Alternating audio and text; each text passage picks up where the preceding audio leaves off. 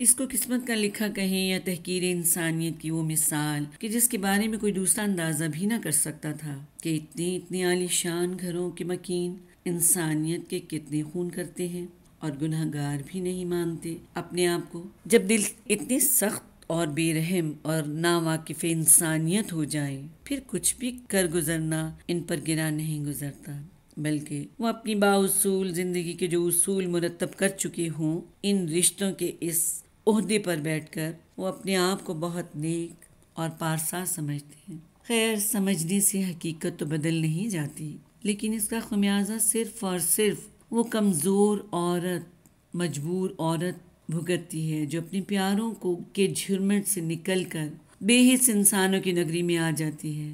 خیر، اتنی پیاری اور چنچل نازوں کے ساتھ بھی کیا ہوا؟ اپنے سے کمزوروں پر روب ڈالنے اور اپنی حکومت چلانے کو اور ذلیل کرنا ان کو اپنی بڑائی سمجھتے ہیں۔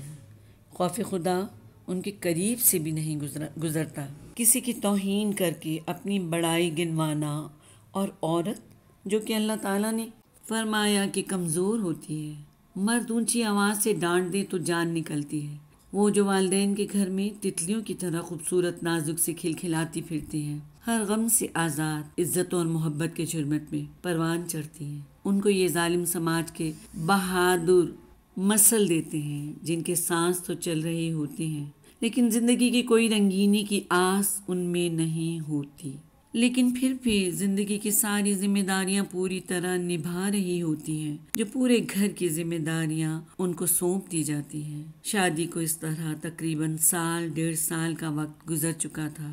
نازو بھی ماں بننے والی تھی اور اب خولہ کی شادی کی تیاری بھی ہو رہی تھی۔ نازو کو یہ بات بہت تقویت دے رہی تھی کہ خولہ کی شادی پر تو سب سے اچھی طرح ملاقات ہو جائے گی، لیکن دل بہت خوف زدہ بھی تھا کیونکہ شہباز کی خاص عادت تھی کہ جب بھی کبھی جانا ہوتا امی ابو کی طرف یا کہیں اپنے رشتہ داروں کی طرف تو ہمیشہ ہی کوئی نہ کوئی بڑا تماشا کھڑا کر دیتے اور رنگ میں بھنگ ہو جاتا۔ دل تو چاہتا ہے کہ سب کچھ چھوڑ چھاڑ کر اس دنیا سے کہیں ایسی جگہ گم ہو جاؤں کہ کسی کو نظر نہ آؤں، کہ ان لوگوں کے ظلم و ستم، تکلیف دہ رویوں اور طرح طرح کی لان تان سے بے حسی اور ذلت برداشت نہیں ہوتی۔ دوسروں کو محبت اور عزت دینے والی نازو آج خود محبت اور عزت کے لیے محتاج ہو گئی ہے، ایسے سخت دل لوگوں کی، کیونکہ اللہ نے ساتھی کا رشتہ ہی ایسا بنایا ہے کہ جس سے نکاح ہو جاتا ہے عورت سب کچھ ہی اس کو سمجھنے لگتی ہے اور اس کو صرف شوہر کی محبت اور اس کی دی ہوئی عزت کی سب سے زیادہ طلب بھی ہوتی ہے اور سب سے زیادہ خوش بھی اس سے ہوتی ہے، اور اسی کے لیے وہ ساری زندگی ذلیل ہوتی رہتی ہے۔ باقی کے تمام رشتوں سے اگر شوہر یہ محسوس نہ کرے کہ یہ میری ذمہ داری ہے، میری شریک حیات ہے، مجھے ہی اللہ نے اس کا قوام بنایا ہے، میری محبت ہی اس کو اپنے تمام پیارے رشتوں سے جدا ہونے پر بھی خوش رکھتی ہے، اور یہ نہیں جانتا کہ میری محبت ہی اس کو میرا امانت دار بناتی ہے، کہ وہ میری ہر چیز سے محبت کرنے لگتی ہے، ورنہ مرد ہی وہ ذلت اور نفرت کے دروازے کھول کر باقی سب کے لیے بھی ان رویوں پر منہ زور کر دیتا ہے، پھر دوسرے لوگ بھی اپنی پراپرٹی جان کر بدسلوکی کرنے لگتے ہیں۔ تو کیا عورت دل سے ان سب کی محبت اور عزت کرے گی جس کے لیے آپ کے پاس تلخ کلامی اور بے حسی ہو؟ اس کا ایماندار رہنا ہی ایک سنگ میل سے کم نہیں، کیونکہ ظلم تو ہمیشہ بغاوت سکھاتا ہے، لیکن آفرین ہے عورت کی برداشت پر۔ اس برداشت کے پیچھے بھی اس معاشرے کی بے رحمی ہے کہ جب لڑکی شادی کے بعد اپنے ان حالات اور سسرال والوں کی دھتکار کی وجہ سے اپنے ہی گھر واپسی کا ارادہ کر لے تو وقت کی بے رحمی دیکھے کہ زمانہ تب بھی اسے جینے نہیں دیتا، بلکہ اپنے ہی گھر والوں پر بوجھ بن جاتی ہے، کیونکہ جس گھر میں کوئی لڑکی سسرال سے واپس آ جائے ناراضگی کے بعد تو لوگ وہاں رشتہ کرنے سے ڈرتے ہیں، اور والدین اور دوسری بیٹیاں بھی جیسے ان کے رشتے بھی پہلے جیسے نہیں رہتے، وہ بھی یہ سمجھتے ہیں دنیا کے عجیب رویوں کی وجہ سے کہ اب کس کس کو جواب دہ ہو گئے کہ یہ کیا ہوا، ایسا کیوں ہوا، اور دوسری بیٹیاں بھی رشتوں کی رکاوٹ میں اس بہن کا ہاتھ سمجھنے لگتی ہیں، اور اگر بچے ہوں تو سب سے زیادہ یہ فکر کھائی جاتی ہے کہ ان کا باپ ہے، اگر گھر چھوڑ دیا تو ان کے اخراجات کون اٹھائے گا، غرض کے ہر طرف سے تالے اس عورت کے لیے ہی لگ جاتے ہیں جس کے ساتھ یہ سب ہوتا ہے. اس کی لائف ایک روگ بن کر رہ جاتی ہے. اس میں قصور کس کا ہے؟ کیا اس لڑکی کا جس کے ساتھ یہ سب ہو رہا ہے؟ ٹھیک ہے آپ کا کہنا کہ قسمت کا کھیل. ذرا توجہ کریں کہ اخلاقیات قسمت سکھاتی ہے. عورت ہی عورت کی دشمن ہے، کیونکہ لڑکا ہو یا لڑکی، تربیت کی پہلی درسگاہ تو ماں ہی ہے. اگر تربیت پر خوف خدا کو ملحوظ خاطر رکھا ہوتا، سنت رسول کا احساس کیا ہوتا، تو کیا یہ سب ہوتا؟ ہم اتنا ظلم کرتے، ہم اتنے بے حس ہوتے. اس میں قسمت کا نہیں، ہماری لاپرواہیوں، بے حسی کا نتیجہ ہے. یہ جتنی نسلیں ہم برباد کر رہے ہیں، جن کو محبت اور عزت سے محروم کر رہے ہیں اپنی بدسلوکیوں کی وجہ سے، کیا یہ معاشرے کے بہترین انسان بن سکتے ہیں؟ ان کا حساب کون دے گا؟ یا خالی یہ کہہ دینے سے کہ یہ قسمت کا کھیل ہے آپ بریء الذمہ نہیں ہو سکتے؟ خالہ کی شادی کی تاریخ طے ہو گئی. امی ابو باقاعدہ سب گھر والوں کو انوائٹ کرنے آئے اور بڑے پیار سے مان سے، نازو تم چند دن پہلے آ کر تھوڑا تیاری میں ہاتھ نہیں بٹاؤ گی؟ ابھی تو کافی کام پڑے ہیں. لیکن شہباز کی کہ بے رخی والے رویے سے زیادہ کہنے کی جرات نہ ہوئی امی ابو کی بھی، اور وہ لوگ بہت اخلاق سے انوائٹ کر کے اپنے گھر کو روانہ ہو گئے.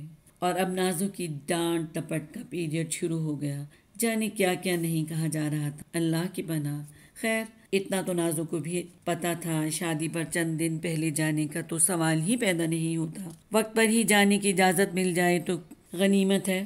کیسے انسان اتنا پتھر دل ہو جاتا ہے اور دوہرے رویوں پر احساس نہیں ہوتا. اپنوں کے پاس بیٹھ کر اپنوں کی خدمتیں کروانے پر بھی صبر نہیں ہوتا، اور وہ جو اپنوں کو چھوڑ کر آئی ہوتی ہے ان سے اللہ واسطے کا بیر ہوتا ہے کہ بیٹی دے کر سارے دروازے بند کر دیے جائیں کہ اب اس کا گزر بھی یہاں سے نہ ہو. یہ کیسی انسانیت ہے؟